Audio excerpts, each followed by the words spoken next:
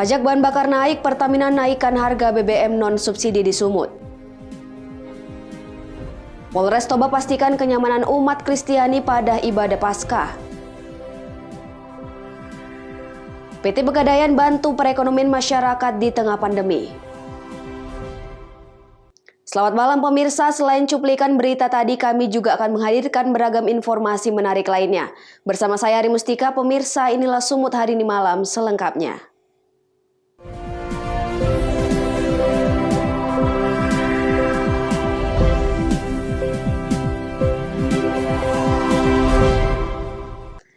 Kita ke informasi pertama pemirsa, Pertamina Regional Sumbagut melakukan penyesuaian dengan menaikkan harga bahan bakar minyak non-subsidi per 1 April 2021 di seluruh wilayah Sumatera Utara.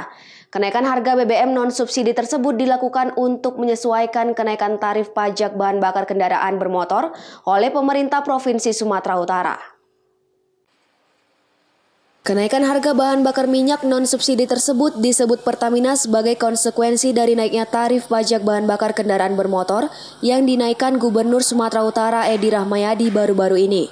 Semula tarif PBBKB yang disetor Pertamina ke kas Pemprov Sumatera Utara sebesar 5% yang dinaikkan menjadi 7,5%, di mana regulasi tersebut berlaku efektif per 1 April 2021. Adapun harga BBM yang naik tersebut seluruhnya merupakan BBM non-subsidi, baik jenis bensin maupun solar, seperti Pertalite, Pertamax, Pertamax Turbo, Pertamina Dex, Dex Lite, dan solar non-PSO. Rata-rata harga naik sebesar Rp200 dari harga awal untuk semua jenis BBM tersebut. Sedangkan untuk tarif PBBKB jenis BBM khusus penugasan, seperti premium dan jenis BBM tertentu seperti biosolar, tidak mengalami perubahan sehingga harganya tetap. Yang jelas kenaikan ini biasa ya. Di setiap daerah itu memang punya kebijakan beda-beda. Untuk Sumatera Utara terhitung tanggal 01 April 2021 itu menetapkan bahwa BBKB khusus untuk Pemprov Sumut sebesar khususnya untuk BBM yang non-subsidi sebesar 7,5%. Dengan adanya kenaikan pajak dari pemerintah provinsi itu, konsekuensi dari Pertamina harus menaikkan berapa, Pak? Kalau punya dari Pertalite itu sebesar 200%-an, 200 rupiah. Bisa dijelaskan lebih rinci, Pak? Maksudnya tadi ada non subsidi itu berapa jenis dan kemudian apakah semuanya naiknya sama atau seperti apa, Pak? Oh, yang jelas kalau untuk BBM non subsidi itu naik sebesar 7,5%. Untuk subsidi itu tetap 5%. Ya. Jadi nanti kalau kita lihat sesuai dengan edaran kita untuk Pertalite ya dari 7.650 menjadi 7.850 dan seterusnya. Kepada masyarakat sendiri, Pak, mungkin ada yang disampaikan, Pak?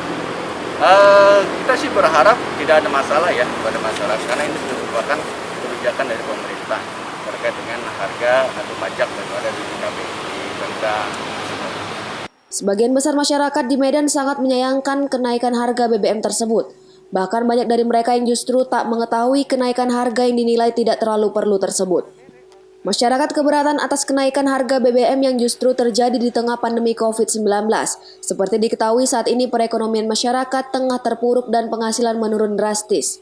Namun di satu sisi pemerintah dan Pertamina justru menaikkan harga BBM yang justru makin membuat masyarakat kesulitan. Sudah naik? Nggak tahu.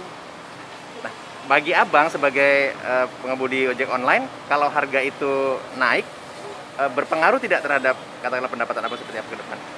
Pasti berpengaruh lah sih, pengaruh. Harapan Abang? Kalau bisa lebih murah lah, jangan lebih mahal. Kenapa Bang minta lebih murah? Ya pendapatan sekarang kan praktis menurun, ya kan. Jadi kalau makin mahal BBM kan makin menurun lagi pendapatan, ya kan. Kalau pendapatan tadi melonjak tadi BBM naik, nggak gitu berpengaruh. Ini pendapatan menurun, BBM naik, ya sangat berpengaruh gitu. Boleh sebentar Bang? Ya. Bang, sebelumnya Bang tahu kalau ini ada terjadi kenaikan harga bahan bakar minyak di Sumatera Utara, Bang? Belum, orang naiknya malam-malam. Jadi baru tahu tadi pagi ini. Terus harapan Abang gimana, Bang? harapannya ya sama-sama fair lah. Kalau misalnya nanti minyak dunia turun, ya turun juga lah harga Pertamina. Jangan terus sekali naik terus, nanti turunnya nanti tunggu nanti demo atau gimana. Masyarakat berharap Pemprov Sumatera Utara dan Pertamina mengkaji ulang kebijakan yang dinilai memberatkan tersebut. Sementara Pertamina sendiri mengimbau masyarakat untuk tidak terlalu khawatir karena perseroan menjamin pasokan BBM aman untuk mencukupi kebutuhan masyarakat. Daniel Pekwali melaporkan untuk Evarina TV. Sementara itu pemirsa, tim Satreskrim Polres Tanah Karo berhasil meringkus seorang pelaku pencurian roda 4. Dari kejadian ini pelaku terpaksa diberikan tindakan tegas dan terukur pada bagian kakinya dikarenakan hendak melarikan diri saat dilakukan pengembangan. Tim Satuan Reserse Kriminal Polres Tanah Karo berhasil meringkus seorang pelaku pencurian roda 4 yang beraksi di Kecamatan Merek, Kabupaten Karo, di mana pelaku berhasil membawa kabur sebuah mobil pada Senin 29 Maret 2021 lalu. Berdasarkan rekaman kamera CCTV, petugas melakukan penyelidikan dan menemukan keberadaan pelaku yang diketahui bernama Hotman Situmorang yang merupakan warga Kabupaten Dairi. Di kawasan kisaran Kabupaten Asahan dan bekerja sama dengan Polres Asahan, petugas berhasil meringkus pelaku di tempat persembunyiannya bersama dengan barang bukti. Namun saat dilakukan pengembangan, pelaku berusaha kabur dan mencoba melawan petugas. Alhasil petugas terpaksa melumpuhkan pelaku dengan timah panas pada bagian kakinya dan kemudian pelaku dibawa ke rumah sakit untuk mendapatkan perawatan atas lukanya. Berdasarkan pemeriksaan kepolisian, pelaku merupakan residivis yang sudah 9 kali beraksi di Kabupaten Karo dan baru keluar dari tahanan dalam perkara yang sama. Amankan satu orang tersangka 363 di wilayah kita. Dan ini sempat melakukan pelarian ke wilayah kisaran. Pak, tersangka sendiri sempat kita lakukan tindakan tegas terukur di Pak, seperti apa? Tersangka sendiri kita lakukan tindakan terukur karena dia berupaya melarikan diri pada saat kita melakukan pengembangan. Pak, menurut tersangka ini apakah baru pertama atau gimana? Tersangka yang kita amankan ini dia sudah termasuk residivis. Di wilayah kita sudah sering melakukan kejahatan tindak pencurian, jadi kurang udah 9 kali, dan ini juga baru keluar dari penjara, dan pada saat keluar dari penjara juga kasusnya serupa juga, yang 363. Bapak, untuk tersangka pasal yang kita tersangkakan, kita kenakan pasal 363 dengan ancaman hukuman 7 tahun penjara. Untuk mempertanggungjawabkan perbuatannya, pelaku saat ini menjalani pemeriksaan di Polres Tanah Karo. Dan pelaku terancam pasal 363 KUH Pidana tentang pencurian dengan ancaman hukuman 7 tahun penjara. Chandra Bukit melaporkan untuk Evarina TV. Informasi berikutnya pemirsa, pasca insiden bom bunuh diri di halaman Gereja Katedral Makassar dan penyerangan di Mabes Polri, jajaran Kepolisian Resort Nias Sumatera Utara meningkatkan pengawasan. Setiap orang atau kendaraan yang memasuki kawasan Polres Nias dilakukan pemeriksaan ketat oleh petugas.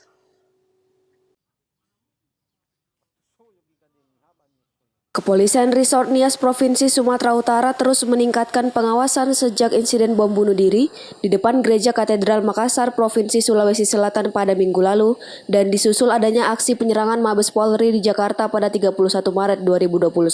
Setiap orang dan kendaraan yang memasuki kawasan Polres Nias dilakukan pemeriksaan terlebih dahulu. Mulai dari kendaraan hingga barang-barang bawaan juga turut diperiksa. Personel Polres Nias bersenjata lengkap juga disiagakan di depan pintu masuk. Selain itu, pengawasan yang ketat juga dilakukan di jalur masuk dan keluar wilayah Kepulauan Nias. Kapolres Nias AKBP Wawan Iriawan menghimbau kepada masyarakat untuk tidak terprovokasi dan bijak terhadap media sosial yang mengunggah aksi bom bunuh diri di Makassar dan penyerangan di Mabes Polri. Sosialisasi dan himbauan kepada masyarakat terus dilakukan di seluruh wilayah hukum Polres Nias. Bila terdapat orang yang tidak dikenal dan dicurigai dengan gerak-gerik yang tidak biasanya, maka diharapkan segera melaporkan kepada pihak kepolisian untuk dilakukan pemeriksaan. Kapolres Nias menyampaikan akan terus meningkatkan pengawasan di berbagai tempat publik atau objek vital. Bahkan adanya penambahan personil untuk selalu disiagakan termasuk di lokasi gereja saat perayaan Paskah bagi umat Kristen. Pemeriksaan kepada kendaraan-kendaraan yang masuk, baik kendaraan, baik orang, yang kita setiap masuk di wilayah Mako Polres ini kita lakukan pemeriksaan.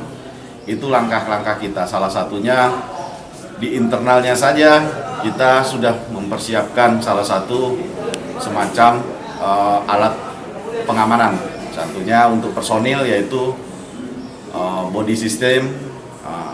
Untuk Mako sendiri kita sudah menyiapkan CCTV, sudah siap siaga untuk setiap personil juga. Itu yang untuk Mako kita yang di Polres Nias ini.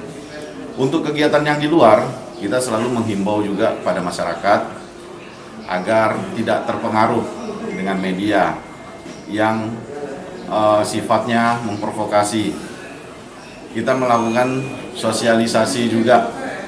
Kita melakukan himbauan kepada setiap di wilayah gereja, di wilayah tempat agama lainnya, di wilayah desa, mulai dari desa yang pelosok sampai dengan desa-desa yang sudah terbina oleh Babin Kamtibmas. Itu yang selama ini kita laksanakan. Augo Manozega melaporkan untuk Evarina TV. Semut hari ini masih akan kembali sesaat lagi, tetaplah bersama kami.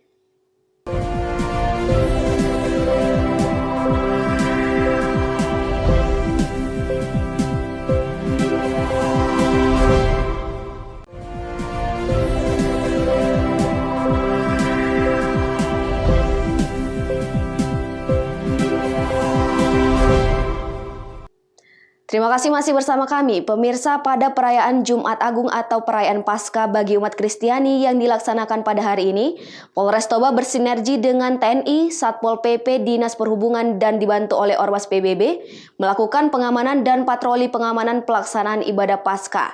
Adapun patroli ini bertujuan untuk memastikan kenyamanan masyarakat, khususnya umat Kristiani dalam menjalankan ibadah di setiap gereja yang ada di wilayah hukum Polres Toba. Pelaksanaan ibadah dalam masa pandemi COVID-19 tampak tidak menyurutkan niat para umat Kristiani untuk menjalankan ibadah di beberapa gereja di wilayah Kabupaten Toba. Hal tersebut juga didukung dengan adanya fasilitas protokol kesehatan berupa tempat cuci tangan juga penggunaan masker. Untuk memastikan keamanan dan kenyamanan perayaan ibadah Paskah, Kasat Binmas Polres Toba AKPS Sinaga menjelaskan, Polres Toba melakukan patroli pengamanan berskala besar yang melibatkan TNI, Satpol PP, Dinas Perhubungan, serta Ormas Pemuda Batak Bersatu yang juga turut ambil bagian. Polri bersama-sama dengan atau bersinergi dengan TNI, Satpol PP, Dinas Perhubungan, dari organisasi masyarakat, Pemuda Batak Bersatu, melaksanakan patroli berskala besar dengan tujuan untuk memberikan rasa aman kepada seluruh masyarakat di Kabupaten Toba, terkhusus bagi yang melaksanakan ibadah Paskah pada hari ini. Jadi dengan tujuannya hanya itu, bagaimana caranya masyarakat melaksanakan ibadah itu merasa tenang, nyaman. Nah, itu aja yang bisa kami sampaikan.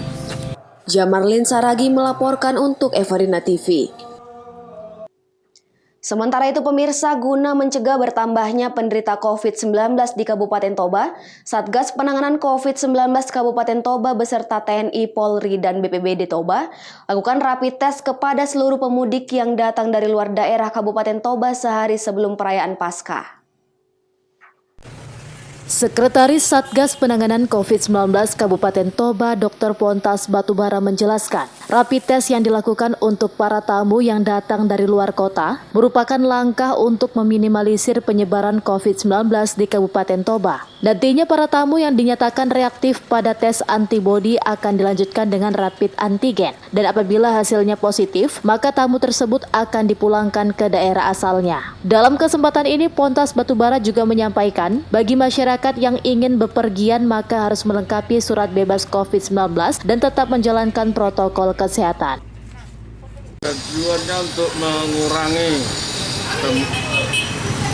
penyebaran COVID-19 di Toba dari pendatang-pendatang atau yang terpaksa mudik ke Toba dalam memperingati Paskah tahun ini. Nah, itu dilakukan berapa hari, Pak? 1 hari saja, Pak. Nah, tadi kan ditemukan ada 2 reaktif itu, Pak. Tindak lanjutnya kepada yang reaktif itu bagaimana, Pak? Setelah pemeriksaan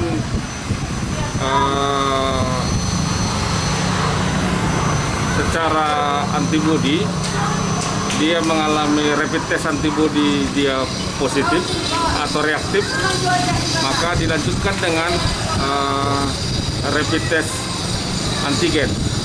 Nah, bila positif juga maka yang bersangkutan lalu suruh kembali ke tempat asal. Nah, Bapak, himbauannya lah Pak. Himbauannya, bila Anda pelaku perjalanan, silahkan mengikuti prokes, yaitu siapkan surat bebas COVID atau Anda sudah divaksin atau sama sekali tidak melakukan perjalanan. Jamarlin Saragi melaporkan untuk Evarina TV.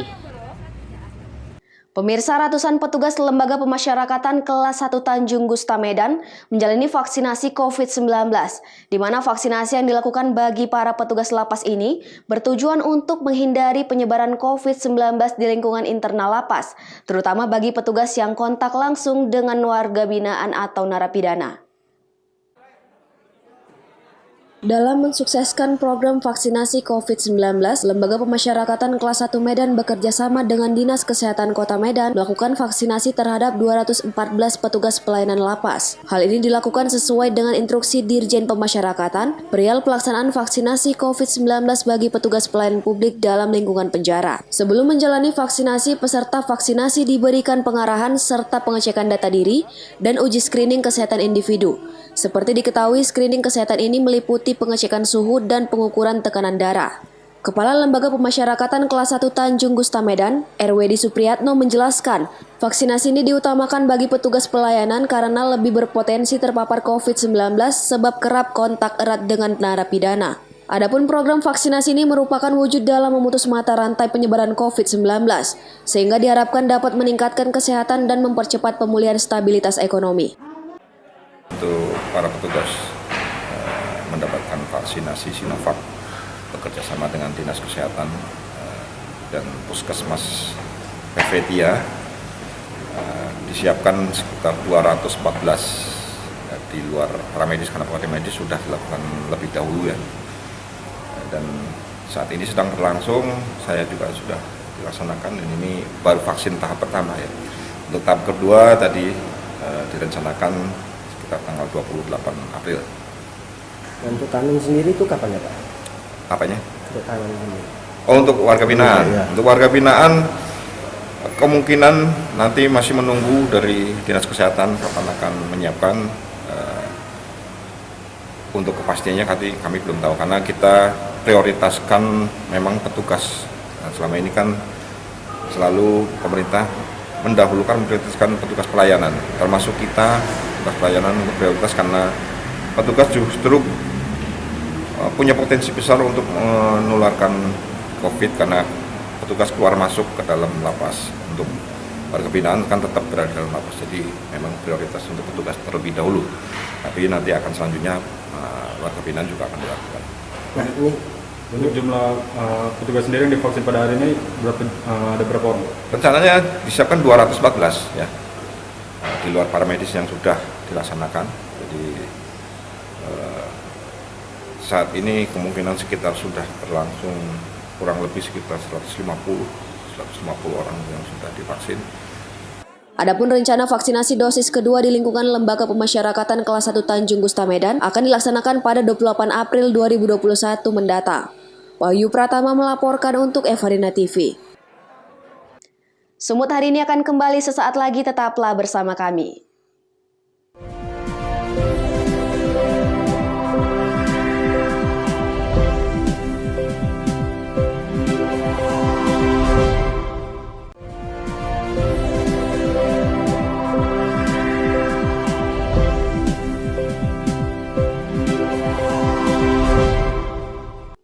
Terima kasih masih bersama kami. Pemirsa, PT Pegadaian sebagai lembaga keuangan negara non-bank menjadi salah satu lembaga yang sangat berperan penting dalam pembangkitan perekonomian rakyat.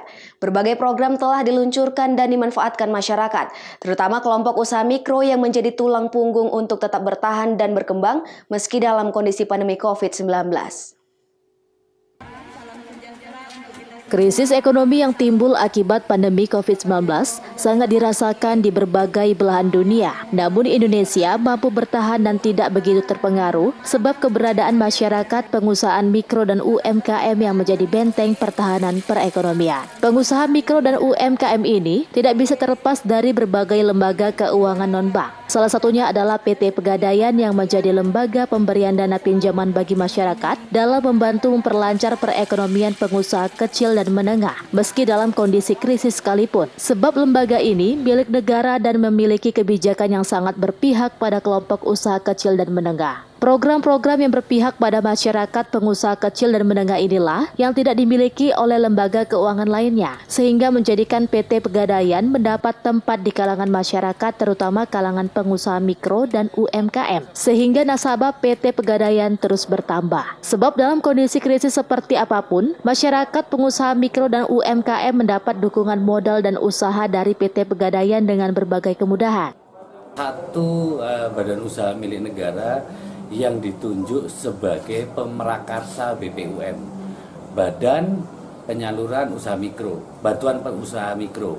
Nah, siapa mereka yang dipilih oleh Pegadaian adalah nasabah-nasabah Pegadaian yang memiliki usaha. Yang memiliki usaha itu kita salurkan bantuan untuk usaha mikro yang disalurkan melalui BRI. Kami hanya memprakarsa dari total nasabah Pegadaian yang memiliki usaha saat ini. Nanti terkait pengembangannya seperti apa, ke depan tahun ini juga sepertinya akan berlanjut program itu menyasar kepada nasabah-nasabah kita yang memiliki usaha. Bentuknya adalah subsidi bunga atau subsidi kewajiban dari nasabah diperingan. Nah, selain itu kami juga tetap menyalurkan kredit mikro di tengah pandemi saat ini ya, di mana usaha-usaha juga baru mulai bergerak, tetapi kami memaksakan diri untuk menyalurkan kepada mereka dengan tujuan apa? Supaya mereka cepat pulih kembali, cepat sehat kembali dan memberikan kontribusi dalam pembangunan saat ini. Kira-kira gitu. Sementara itu, salah seorang nasabah Pegadaian yang merupakan pedagang es kelapa menjadi nasabah tetap PT Pegadaian Kanwil Medan. Berkat pembiayaan dari PT Pegadaian, usaha es kelapa yang dijalankannya mampu bertahan di tengah krisis saat ini. Saya pinjaman di Pegadaian sangat membantu sih. Selain dari prosesnya cepat, bunganya juga lumayan dibilang kecil Pak ya. Dan juga kedepannya menurut saya nih, saya tetap akan pakai produk Pegadaian, khususnya itu pinjaman Gade BPKB. Untuk syaratnya sendiri mudah? Untuk persyaratannya mungkin seperti biasa dari tempat-tempat yang lain juga, kayak leasing juga. Persyaratannya gampang kok, seperti KTP, fotokopi KK, fotokopi STNK, BPKB sama pas foto. Jadi artinya pinjaman uang untuk usaha di Pegadaian ini sangat membantu? Sangat membantu Bang.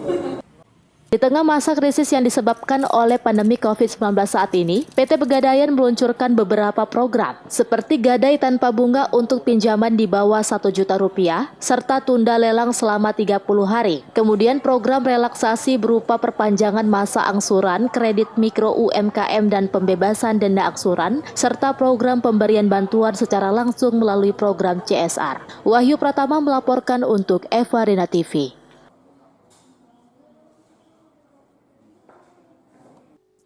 Informasi berikutnya pemirsa, H-1 perayaan Hari Paskah yang jatuh pada hari ini Jumat 2 April 2021, Kota Balige seketika berubah menjadi taman bunga yang indah di tengah keramaian kota. Bunga-bunga tersebut dikemas dengan berbagai macam corak dan warna serta harga yang berbeda-beda, di mana bunga-bunga yang indah tersebut akan dibawa masyarakat untuk ziarah ke makam sanak saudara maupun kerabat mereka. Dari hasil pantauan awak media, beberapa penjual bunga mengatakan bunga-bunga ini didatangkan dari Brastagi, Karo, Sumatera Utara.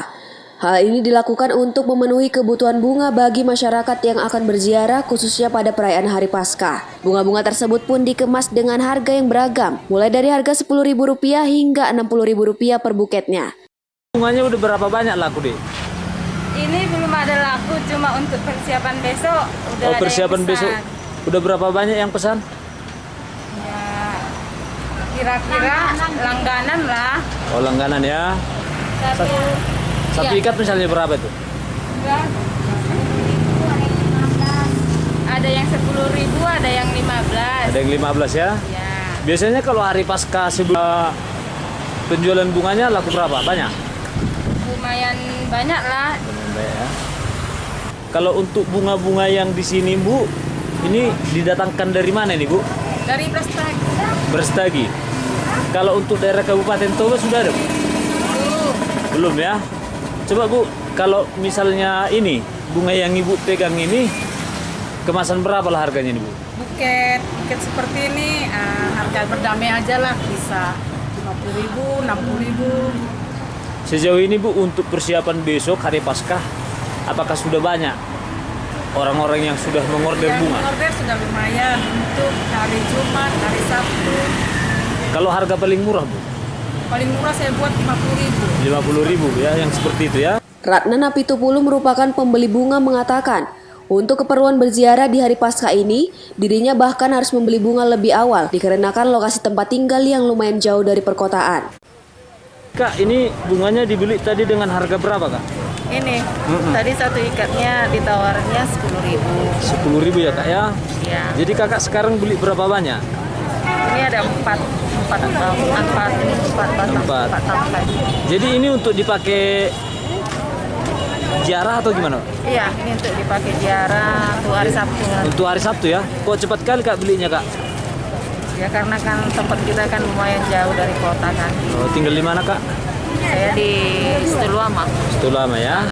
Jamarlin Saragi melaporkan untuk Evarina TV. Pemirsa, demikianlah rangkaian informasi dalam Sumut hari ini malam. Saya Ari Mustika mewakili kerabat kerja yang bertugas pamit undur diri. Terima kasih atas kebersamaan Anda dan sampai jumpa.